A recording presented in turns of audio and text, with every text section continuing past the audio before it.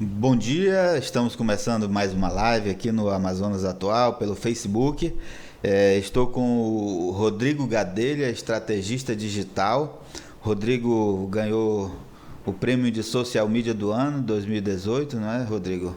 E trabalha com várias mídias, mas ele é especialista também em marketing político digital e por isso a gente o convidou para bater um papo conosco. Ele que está morando em Brasília, mas veio a Manaus nesses dias, desde sexta-feira, né? Você é Não, ministro? cheguei segunda. Segunda-feira. Segunda-feira. Participou já de uma palestra, né? segunda-feira na Faculdade de Santa Teresa e vai ter uma hoje na FAMetro.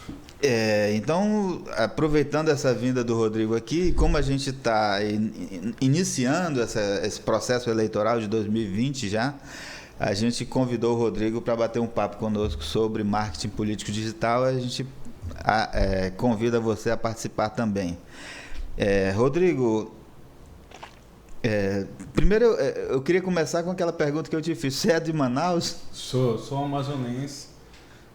Só não me formei aqui na faculdade, mas sou publicitário, comecei aqui, aí fui para São Paulo, depois para o Rio de Janeiro. Voltei, trabalhei aqui como diretor de criação na antiga Grafite Publicidade, até que eu recebi um convite para ir para São Paulo, para uma agência francesa chamada Accentive. Fiquei lá um tempo, depois fui chamado para Publicis, que é o segundo maior grupo de comunicação do mundo. Também fiquei lá, aí depois parti para minha carreira solo.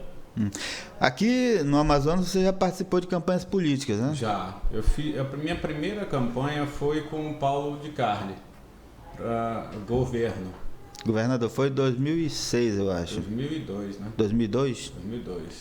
Foi na campanha que o Eduardo se elegeu governador. Foi na campanha que o Eduardo se elegeu governador. Aí eu fiz a campanha do Paulo de Carli, depois... e eu já tinha também trabalhado com o governo do estado, do Amazonas, com o Eduardo. Uhum. Aí depois eu fiquei atendendo 4 anos o Eduardo. Você me disse que nessa campanha do Paulo de Carli, ele chegou a 4º lugar, era um mero desconhecido naquele Sim. período, né? Era desconhecido do público. O Paulo de Carli ficou em 4º lugar para governo do estado, ficou muito conhecido. E a campanha custou R$15 mil. Foi. Como é que você fez esse milagre? Na verdade, assim, eu nunca tinha feito campanha, né? Campanha política. E aí o Paulo chegou lá dizendo que não tinha dinheiro para montar e eu tava doido para fazer, né? Aí eu peguei e falei, olha, Paulo, arrumou um dinheiro para pagar o meu time. Uma parte básica, o resto eu boto. E aí, o bom disso é que eu pude fazer a campanha do jeito que eu queria.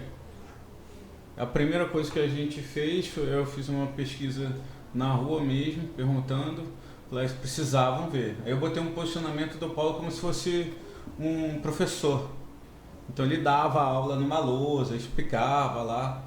Depois a gente fez humor, aí eu convidei um humorista amazonense para me ajudar a fazer a campanha. Então a gente brincava com humor nos comerciais das inserções de TV e fazia o Paulo dando aula no horário de inserção. Aí foi o que ele fez, ele crescer, tanto que em alguns municípios que ele não foi, ele ficou na frente do Arthur Vigílio, que era senador na época. Aquele período a gente ainda tinha a campanha muito centrada na televisão e no rádio, né? Hoje essa coisa mudou totalmente com as mídias sociais. Como é que você diferencia, por exemplo, a campanha que era feita no rádio e na televisão e na rua, né, no panfleto, cartazes, com essa campanha hoje das mídias digitais? O que você destacaria como positivo? Então, o que a gente tem? Antigamente, as pessoas só recebiam a informação. Uhum. Hoje, se você souber fazer uma campanha bem feita, você faz com que as pessoas produzam conteúdo. Esse é o ponto hoje principal das campanhas, estimular a participação do público final para fazer a campanha. Uhum. Você vê que a última campanha que a gente viu foi a do Bolsonaro. O que cresceu era muito material feito mais pelas pessoas do que é próprio da campanha dele. Os memes, as produções de comunicação era todo feito pela própria população. Ele até perdeu o controle disso. Uhum. Esse é o ponto que hoje a gente vive no mundo digital, que todas as pessoas são eu produto. Elas são eu mídia.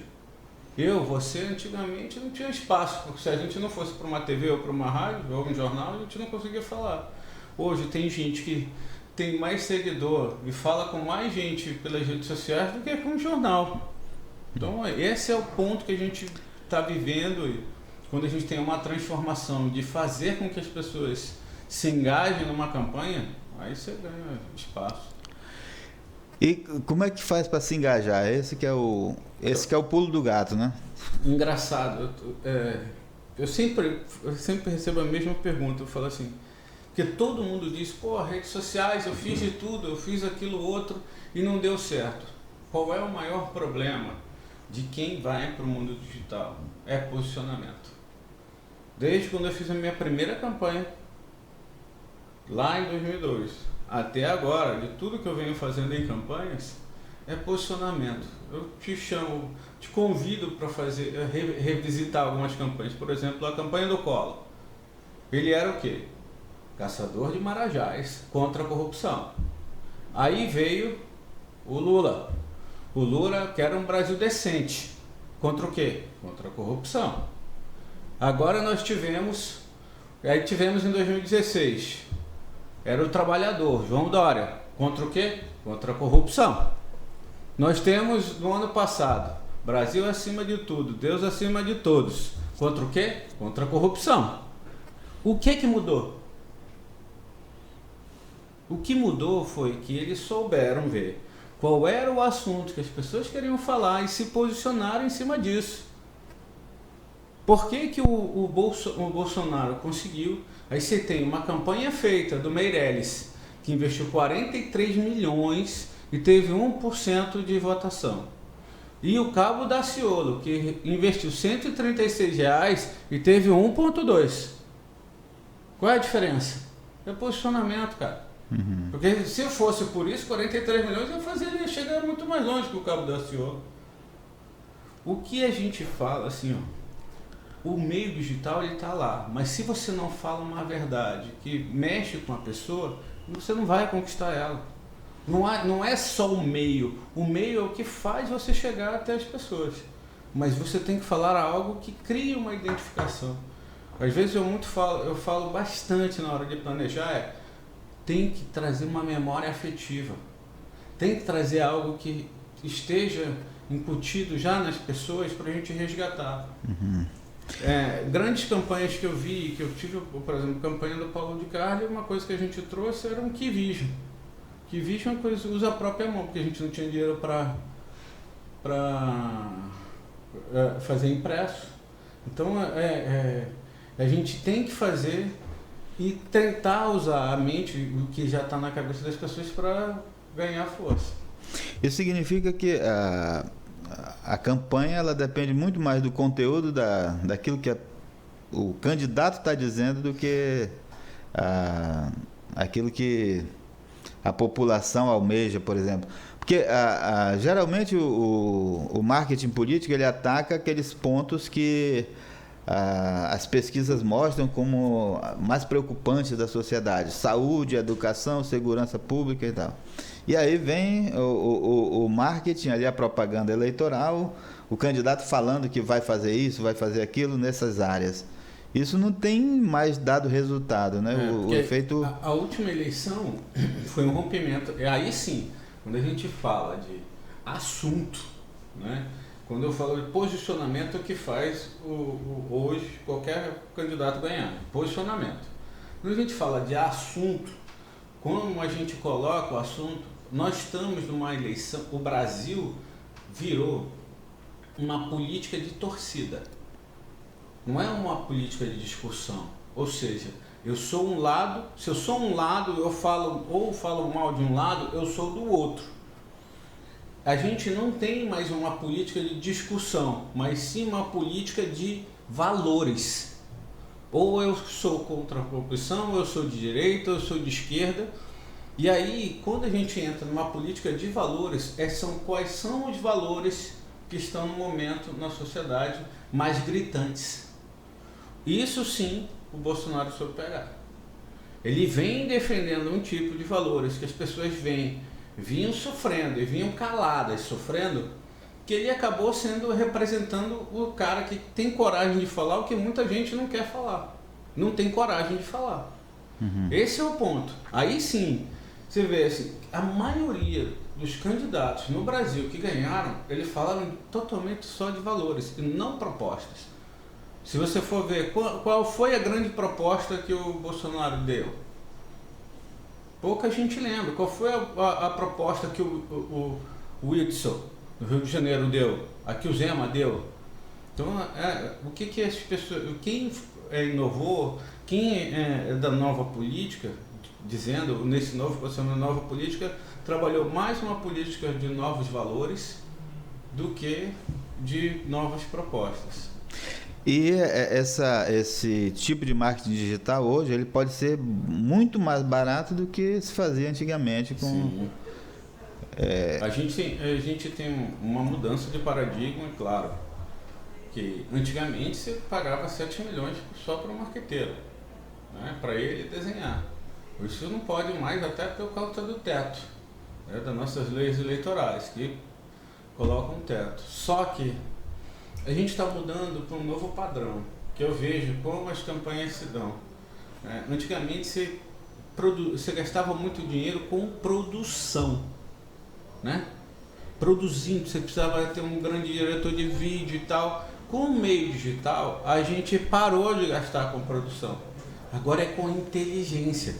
Porque o Bolsonaro, na eleição toda, ele sabia o que mais as pessoas falavam na internet para ele usar no discurso dele.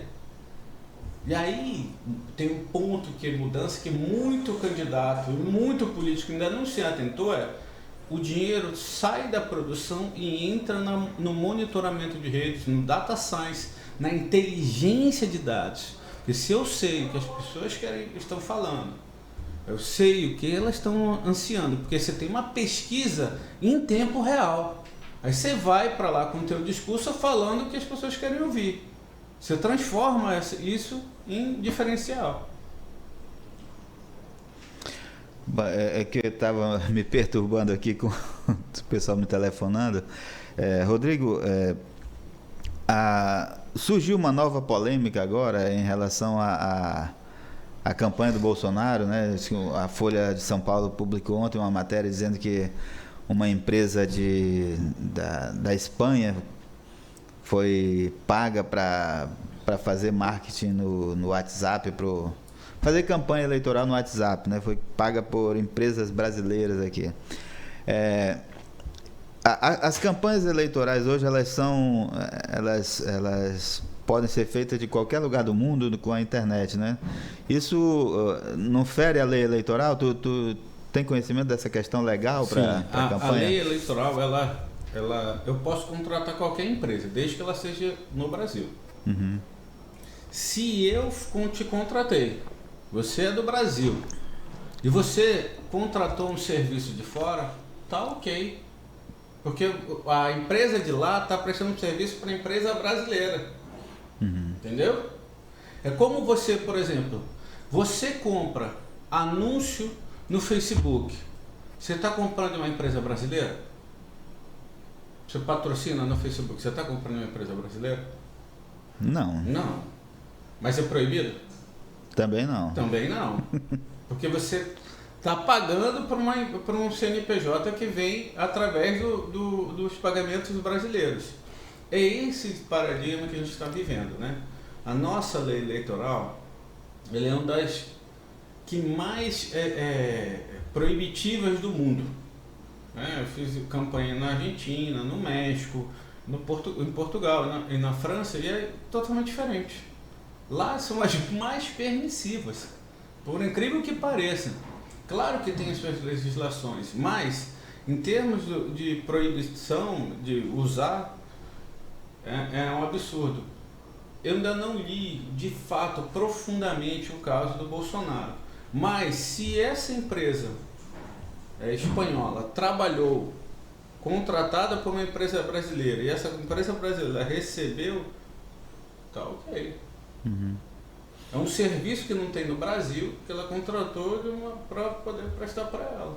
Não, nesse caso, claro, eu não quero entrar aqui no mérito da reportagem, porque a reportagem fala que as empresas que contrataram a empresa espanhola não eram contratadas do Bolsonaro, eram empresas particular, que não tem relação com a campanha, sim, mas que contrataram porque queriam ver o candidato deles, sim, eleito, né?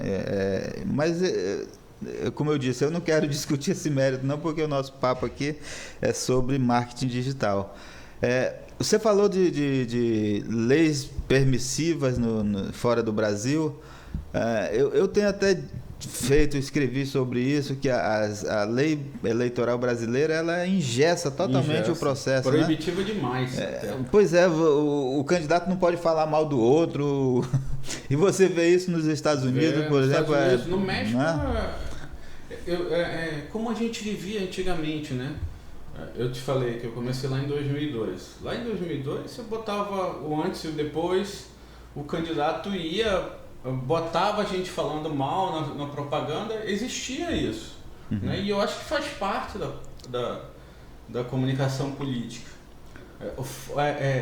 Cada vez mais deixar proibitivo, eu acho que as leis vêm privilegiando as partes mais ricas do que as partes mais pobres. Né? Porque assim, eu sou totalmente contra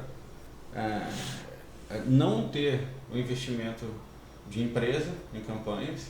Eu também sou contra o fato de não dar permissão para as pessoas doarem de forma mais aberta. Por quê? E se eu sou um candidato, que eu tenho lastro, que eu tenho mais grana, e você não, eu vou lá, tiro do meu bolso e banco a minha campanha. E você? Você não vai ter como competir comigo. Você não tem grana para colocar. Por isso que a maioria dos grandes candidatos que você está vendo aí, eles tinham grana própria. Mas com esse processo na internet, com o marketing digital, isso também não é quebrado? Então, pessoas que têm muito dinheiro não podem ficar... não podem ser derrotados por um que tem pouco dinheiro? Como foi o caso do Bolsonaro, sim, por exemplo? Mas o caso do Bolsonaro, assim, vamos pegar assim. O caso do Bolsonaro, ele está trabalhando desde 2014, né? Quando você fala assim, cara, ele está 4 anos trabalhando numa campanha, 4 anos trabalhando numa campanha. Ele vem montando base de dados, vem construindo toda uma infraestrutura desde 2014. Quando eu fui montar o planejamento estratégico dele, ele montou o planejamento estratégico dele em novembro de 2017. A gente montou o que ele ia fazer na campanha de 2018 em novembro de 2017, cara. Ele fez com muita antecedência. Os grandes candidatos com grana, ele deixa para a última hora, porque é tradicional do político brasileiro. Quando você trabalha com antecedência, você consegue criar uma infraestrutura, né? Quando você fala assim, igual você, o digital possibilita você gastar menos dinheiro, com certeza, possibilita você gastar menos dinheiro. Mas se você tiver mais dinheiro e souber investir o dinheiro, você vai sair na frente. Se você tiver um monitoramento, onde você sabe que o Amazonas inteiro e por setores, você fala quem fala mal do teu concorrente e o que eles falam mal, em tempo real, você vai lá e fala, olha, você não é bem visto e tal na zona leste, assim, assado. A gente pega e mostra as pessoas falando. Isso vai ser um diferencial dele. É que aqui no Amazonas e em alguns lugares ainda não se atentaram, mas Minas usou-se muito data science, São Paulo usou muito data science. Então, aqui a gente está engatinhando ainda a inteligência de dados. Você vê que entender política digital hoje é gravar no celular e postar aqui no Amazonas, mas é completamente diferente. Hoje eu sei qual é o momento que eu tenho que postar, qual é o assunto. A gente monitora porque a gente chama de bolhas, né? a gente chama, hoje existe bolha da política, bolha do esporte, bolha da educação, a gente vê todo tipo de bolha e vê o que elas estão falando e manipula os dados para a gente poder entender. Quando eu falo manipular, é estudar, né? Sim. Não é adulterar. A gente estuda o dado e constrói uma narrativa. Tanto que todo... Agora, onde é que estão esses dados? Tá aí, em todos os lugares. Porque tudo que você faz, por exemplo, você faz um comentário no Instagram, o dado está lá. Você faz um post no Twitter, o dado está lá. Você faz um comentário no YouTube, o dado está lá. Você faz uma reclamação no site, qualquer site que seja, o dado está lá. Você comprou algo, está lá, o dado está lá. Só que tem que ter uma inteligência de captar todos os dados e dizer, olha, esse dado é dessa pessoa. Qual é a característica dele? Existem estudos, por exemplo, que a gente chama de preditivo, né? Análise preditiva, que a Amazon já tem um estudo, eu acompanhei esse estudo aqui no Brasil, que ela chega a te mandar um livro 4 meses antes de você saber que ele existe. Sabe por quê? Porque teu histórico de 2, 8 anos, ela sabe que você já vai comprar aquele livro, antes de você saber. Aí ela te manda antes, aí você pega um susto. Por quê? Porque ela faz uma análise. Isso é inteligência artificial, inteligência de dados. É isso que é a nova política. Minha tese de doutorado foi essa. O eleitor conectado exige uma neopolítica. A política baseada em ciência de dados. Por quê? Porque tudo mudou, cara. As nossas informações estão aí, só que ninguém usa. Agora, o político hoje, ele tem usado as redes sociais, mas o que eu percebo, né? O que eu percebo é que ele acaba enchendo o saco do eleitor ali com postagens que não... para se autoelogiar, por exemplo, né? Dizer que ele fez isso, fez aquilo, que ele se posicionou sobre isso ou sobre aquilo, mas não são posicionamentos relevantes. Então, uma coisa que todos os meus assessorados eu procuro mudar, né? Porque é como eu até brinco, eu falo para o político assim, olha, cara, eu chego assim, se você chega para uma mulher e diz para ela, eu sou bom de cama, ela vai chegar e dizer para todas as amigas, aquele cara é um babaca. Mas se a melhores amigas dela falarem, puta, aquele cara é bom de cama, aí muda de posicionamento. É isso que o político vai, ele vai para redes sociais dizendo que ele é bom de cama. Uhum. Só que no ponto que ele fizer a transição, fazer com que outros, a gente chama de micro-influenciadores, que a gente trabalha com micro-target, inteligência de dados para a gente analisar. Essas pessoas começarem a falar, a gente muda. A gente fez isso até com o Bolsonaro, lá em 2017, que a gente mapeou os grandes influenciadores no Brasil, micro-influenciadores no Brasil inteiro, e ele começou a gravar vídeos 1 a 1. Se quiser eu te mostro aqui que ele pega e grava especificamente para uma menina chamada Bruna, do Ji-Paraná, em Rondônia, que a gente fez isso em larga escala. Ele começava a gravar e ele falava, Bruna, obrigado pelo teu apoio. Obrigado. Você vai ser de extrema importância para 2019 para a gente mudar o país. Isso em 2017. 2018, né? Em 2017. Olha aqui, ó. Sim. Se eu te botar, ele fala. Olá, Bruna. Jair Bolsonaro. Você que tem um perfil no Instagram. Eu quero agradecer do fundo do coração todas as postagens que você faz a meu respeito. Agradecer, sim, esse apoio, essa consideração, esse carinho. Dizer-lhe que a recíproca é verdadeira. Você está sendo uma pessoa essencial, indispensável para mudarmos o Brasil a partir de 2019. Valeu, Bruna! Isso foi uma coisa que vocês pensaram. Nós fizemos isso em 5 de dezembro de 2017. Aí ela botou, tá vendo aqui, direto no WhatsApp. Sim. Como assim? Você que conseguiu isso, ele pediu para te enviar. Mostrei teu perfil para ele. Meu Deus, obrigado. Isso a gente ia fazendo em larga escala com todos os micro-influenciadores do Brasil. Olha aqui, ó. O primeiro contato eu te mostro que eu fiz com ela. Foi feito em 5 de dezembro. Bruna, tem uma mensagem para você. Lá, pode dizer, ela está subindo. O vídeo não abre. Você tem o WhatsApp, mensagem do Bolsonaro, ela passou e disse, meu Deus. Aí você viu lá no WhatsApp. Isso aqui é uma estratégia 1 a 1 de microtarget. Eu, através do monitoramento de redes, mapeei em todo o Brasil quais eram os micro-influenciadores que iam ajudar a gente a fazer uma campanha. Ela tinha 18 mil seguidores lá no Ji-Paraná. E o vídeo teve por volta de 10 mil visualizações. Agora multiplica isso por 50 ao dia. Isso é potencial. Ela publicou o vídeo na rede dela. Publicou na rede dela para os seguidores dela lá do Ji-Paraná. Aí você me diz aí, isso feito em larga escala, tem poder ou não tem? Só que como é que eu começo a saber sobre esses micro-influenciadores? Só através da inteligência de dados, cara. Isso está disponível para qualquer pessoa. Tá, a inteligência de dados está aberta. O que você tem que contratar é um estrategista que entenda ler e uma ferramenta que leia. Porque só ir direto para lá não adianta.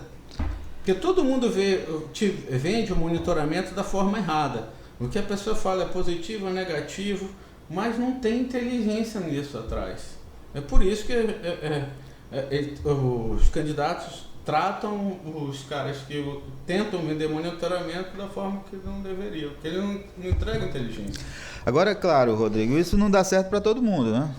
Não dá se não fizer direito. É a mesma coisa assim, você compra um shampoo, eu compro o mesmo shampoo. Ele funciona para mim e não funciona para ti. Por que não? Porque eu não sei, eu usei melhor que você, eu fui usando. Mas vamos fazer o seguinte exercício. Nós temos aqui 20 candidatos a prefeito, por exemplo, no ano que vem. Os 20 fazem tudo certinho, quem é que vai levar vantagem? Não existe campanha que tenha tudo certinho. Dificilmente tem uma campanha que a gente fala que, principalmente em campanha eleitoral, é a que menos errou. É a que menos, porque assim, qual é o maior problema das campanhas eleitorais? O ego interno. A briga interna é tão grande que, um cara não consegue fazer o melhor porque o outro fica com ciúme e quer atrapalhar o trabalho do outro. Quando a gente começa a organizar isso, começa a construir, por isso que campanha eleitoral não dá para ser vista só com redes sociais, não dá para ser vista só com rua, não dá. Isso é quem consegue mais harmonizar todo mundo que está na campanha é que sai liderando a campanha. Você já viu uma campanha por dentro? Não, eleitoral? Nunca participei. Cara, é uma briga de ego tão grande. Quando eu sou coordenador de campanha, eu gasto 70% do meu tempo administrando pessoas e 30% fazendo política mesmo. Porque é um desgaste enorme. Quem está ouvindo a gente aqui e trabalhou em campanha sabe disso. Vai me dar razão. É muita gente para atender egos. Rodrigo, aqui a gente inventou no Brasil a tal da pré-campanha. Campanha e pré-campanha. Só pode dizer que o cara está em campanha depois daquele período lá da convenção. Que é o oficial, né? Oficialmente. E aí você falou em pré-campanha, agora tem pré-candidato, fulano é pré-candidato. Ora, todo mundo que pode ser candidato é pré-candidato. Pré-candidato. Né? Então, como é que trabalha essa questão antes e no período eleitoral? Então, a pré-campanha você pode tudo, só não pode fazer duas coisas. Pedir voto, isso você não pode pedir voto. E dizer que é candidato. Eu sou candidato, não. Eu sou pré-candidato. Ou serei candidato, né? Ou serei candidato. Mas pode dizer que será candidato? Ou... Também não pode. Você tem que falar, eu sou um pré-candidato. Falar que será um candidato, você está dizendo que já é candidato, né? Então, essas duas coisas não pode. Não pode pedir voto, nem dizer que é um candidato. Tem que dizer que é um pré-candidato. Agora não é um eufemismo que não serve para nada? Mas as nossas leis são às vezes, o que eu te disse, são proibitivas demais, né? Isso eu acho que não deveria. Porque qual é a diferença? Se todo mundo sabe que eu já vou ser candidato, qual é a diferença de eu não falar que vou ser candidato? Correto.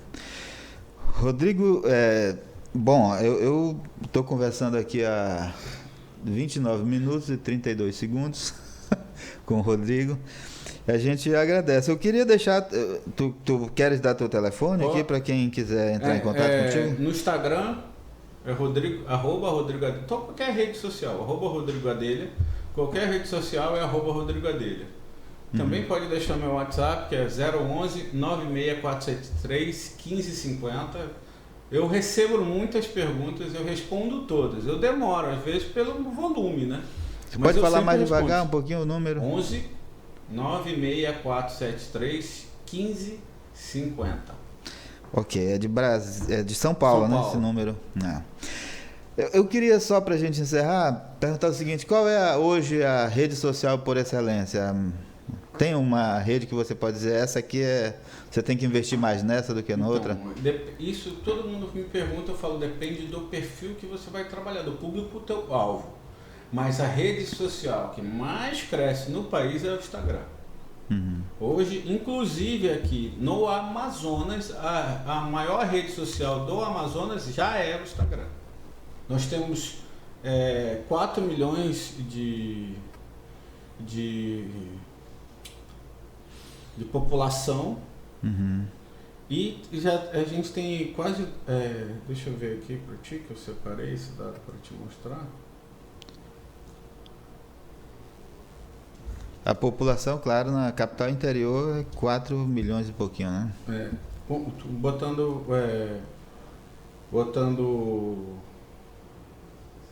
o Amazonas tanto interior quanto capital é 4 milhões e pouco.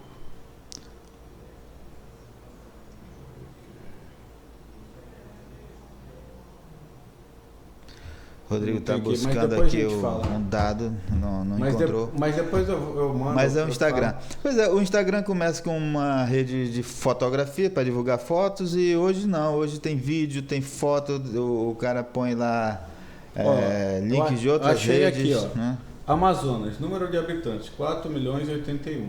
Usuários do Facebook, 2 milhões e 300. Usuários do Instagram, 2 milhões e 400. Manaus, número de habitantes, 2 milhões e 145. Usuários no Facebook, 1 milhão e 900. Usuários no Instagram, 1 milhão e 900. Isso, e todas elas, o número de mulheres é maior. Então, é bem relevante já.